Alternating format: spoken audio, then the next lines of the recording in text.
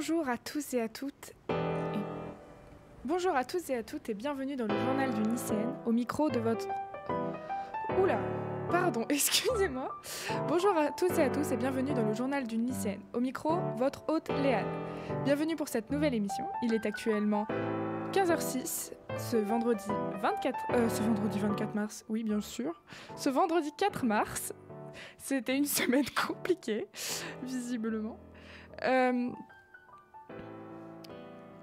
Je suis un peu fatiguée, excusez-moi.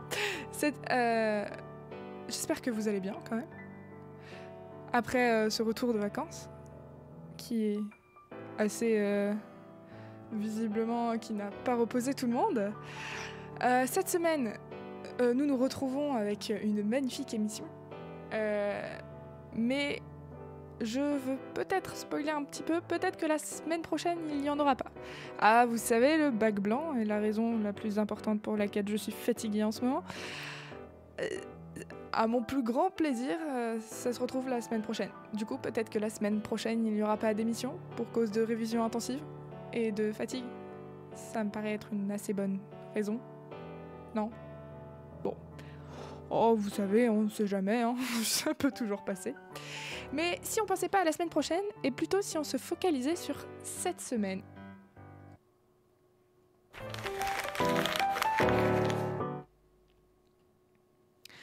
En effet, cette semaine, nous avons un petit programme plutôt bien chargé, d'ailleurs. Donc, pour ce petit programme, nous avons, plutôt devrais-je dire, le magnifique programme de cette semaine. Il nous emporte avec lui au départ de la Fashion Week 2022. Puis nous enchaînerons avec les JO et leurs désastres écologiques sur la planète. Oui, toujours finir ces émissions sur un coup de gueule, ça me paraît être important. Non, je rigole. Enfin bref, si vous êtes chaud pour la Fashion Week, mettez vos plus grands talons et mettez-vous sur votre 101 parce que vous allez être filmés. Non, c'est pas vrai, faites pas ça, ça fait mal aux pieds. Mettez pas de talons, c'est vraiment pas très confortable et en plus de ça, ça fait très très mal aux pieds. Mais plutôt installez-vous bien confortablement dans vos canapés, ce sera beaucoup mieux. Vous serez vachement mieux installé, je crois que je viens de le dire. C'est vraiment une semaine compliquée là pour moi, ça se sent ou pas. Bref, et si on commençait ? C'est quoi la Fashion Week ?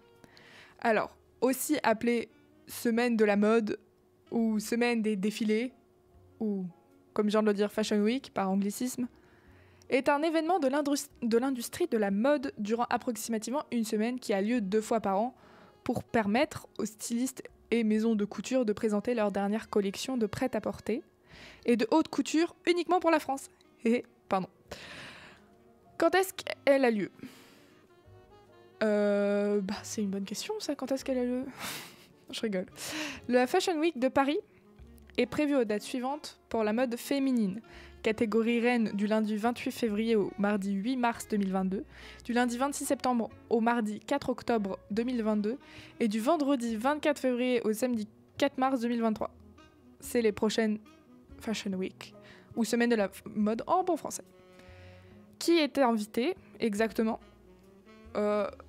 Franchement, on va pas se mentir, mais les personnes invitées aux Fashion Week sont majoritairement des célébrités, sportifs, amis de la maison de couture ou de designers, la presse ou les influenceurs mode, et encore pas tout le temps. Mais du coup, comment on peut y assister ? Faut contacter directement le représentant de la marque que vous voulez cibler. Pour ce faire, invitez au défilé. Visez essentiellement les jeunes créateurs de mode qui ont besoin de visibilité. Si votre projet est original et bien structuré, vous devriez recevoir une invitation au même titre que les influenceuses mode ou les influenceurs.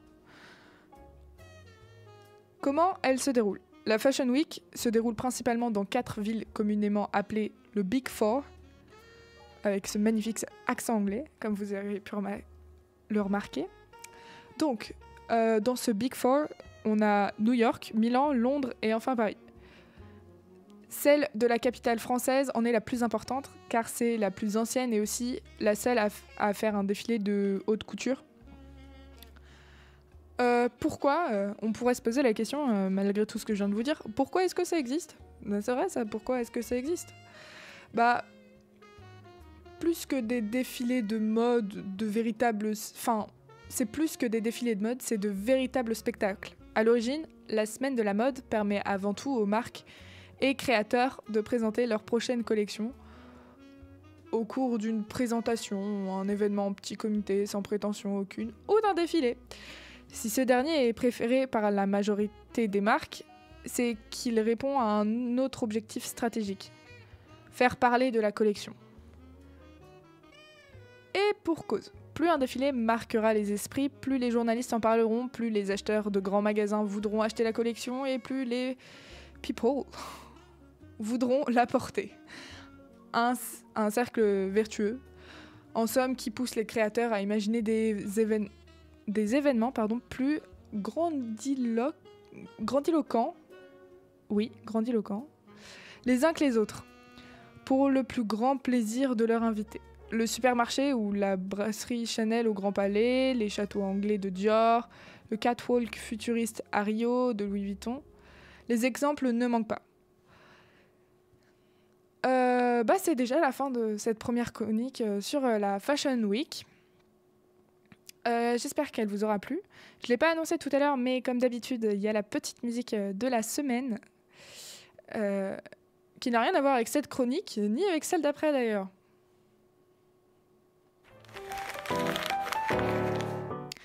Notre petite musique de la semaine s'appelle Flashed Junk Mind de Milky Chance.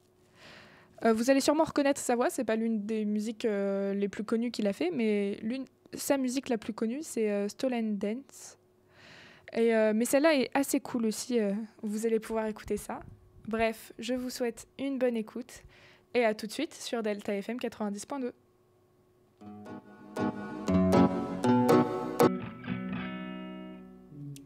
C'était Flash Junk Mind de Milky Chance. Vous êtes de retour sur Delta FM 90.2. Vous êtes actuellement en ma compagnie, Léane du journal d'une lycéenne. Vous allez maintenant écouter ma chronique sur l'écologie et... l'écologie et les JO de Pékin, en l'occurrence.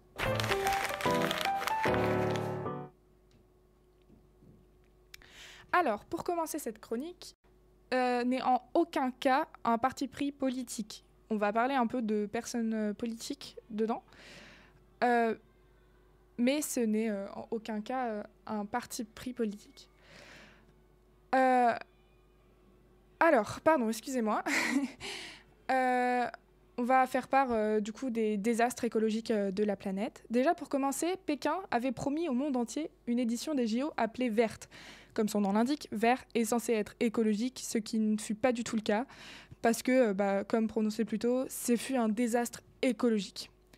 À savoir que c'était les JO d'hiver, qui dit hiver dit climat hivernal, ce qui n'est pas le cas pour la Chine et surtout Pékin, qui a un climat hivernal plus bas que celui de Paris, c'est pour dire. En effet, quelques rubans blancs au milieu d'un océan de montagnes marron et vert est loin d'être la photo idéale d'une carte postale des JO d'hiver. On se serait plus attendu à voir des montagnes enneigées, à n'en plus pouvoir que 3 pistes de ski qui se battent en duel. Pour cette 24e édition des JO d'hiver qui se sont ouverts le 4 février 2022, pour ceux qui les auraient ratés.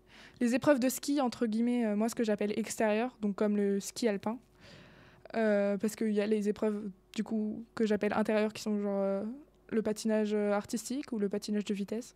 Enfin bref. Comme les épreuves telles le ski alpin se sont déroulées sur ces pistes en 100% fausse neige. Parce qu'aucun flocon de neige n'est tombé. Résultat, plus de 185 millions de litres d'eau ont été utilisés. Et c'est pas moins de 20 000 arbres d'une zone protégée qui ont été abattus sur l'équivalent de plus de 1000 terrains de football pour installer les pistes de Yangqing. Donc la région des sites olympiques à Yangqing et à Zhangjiakou, si ça se prononce comme ça, est connue pour sa sécheresse hivernale. Malgré le froid, il n'y tombe presque jamais de neige. Pourtant, le comité d'organisation de Pékin 2022 l'assure, ces JO seront respectueux de l'environnement, fédérateur, ouvert et propre, pour verdir l'événement, les organisateurs n'ont pas lésiné sur les moyens. 8 sites de JO d'été de 2008 sont réutilisés cet hiver, comme le cube d'eau, des épreuves de natation transformées en cubes de glace pour le curling. Tous les sites de compétition seront par ailleurs alimentés à 100% par l'électricité verte. Ça, c'est mieux déjà. Mais déjà pointé du doigt pour le non-respect des droits de l'homme, boycotté diplomatiquement par plusieurs pays, dont le Canada, les États-Unis et le Royaume-Uni, à cause du génocide des Ouïghours. On n'en parlera pas non plus. La Chine n'échappe pas aux critiques concernant la protection de l'environnement. On pourrait aussi faire les JO sur la Lune ou sur Mars, ironisé ainsi auprès de l'AFP Carmen de Jong, ironisé ainsi auprès de l'AFP Carmen de Jong, géographe à l'Université de Strasbourg.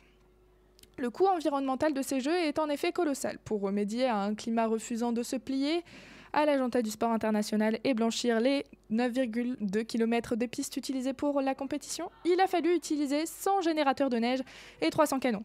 Comme dit tout à l'heure, c'est 185 millions de litres d'eau qui ont été nécessaires, soit la consommation moyenne annuelle d'une ville chinoise de 12 000 habitants. Celle de 3 406 Français ou l'équivalent de 80 piscines olympiques selon le rapport de l'ONG China Water Risk. Ces Jeux seront parmi les moins durables parce qu'ils se tiendront dans un environnement sans neige naturelle et dans un climat extrêmement aride, explique Carmen de Jong qui a étudié de près les différents sites de Pékin 2022. Si les autorités assurent que les prélèvements pour les Jeux représentent moins de 10% des ressources annuelles en eau du district et n'affecteront pas la consommation domestique, la géographe est susceptible. C'est une région qui souffre déjà d'une pénurie d'eau sévère. Comment peut-on dire que ça n'a pas d'impact quand les paysans doivent, eux, payer pour irriguer ? Relève-t-elle dans une interview dédiée au Monde. Ces grandes compétitions sportives reçoivent une couverture médiatique immense. Ce sont donc des outils politiques majeurs, explique Delphine Bateau. Difficile donc de traiter les JO de Pékin comme une simple rencontre sportive. Il est capital que les pays qui organisent ces événements se préoccupent du respect de la démocratie, des conditions sociales acceptables, mais aussi de l'environnement. Ces Jeux sont une démonstration spectaculaire de l'aveuglement et du refus de la Chine pour prendre en compte l'urgence climatique. Les ONG aussi sont nombreuses à critiquer l'impact environnemental des JO. Et les sportifs, eux aussi, sont prêts à porter la voix pour dénoncer ce désastre climatique. C'est sur ce point un peu coup de gueule, on ne va pas se mentir, que se finit ma chronique et mon émission en même temps. J'espère quand même qu'elle vous aura plu. Et en attendant, je vous dis à la semaine prochaine, ou pas.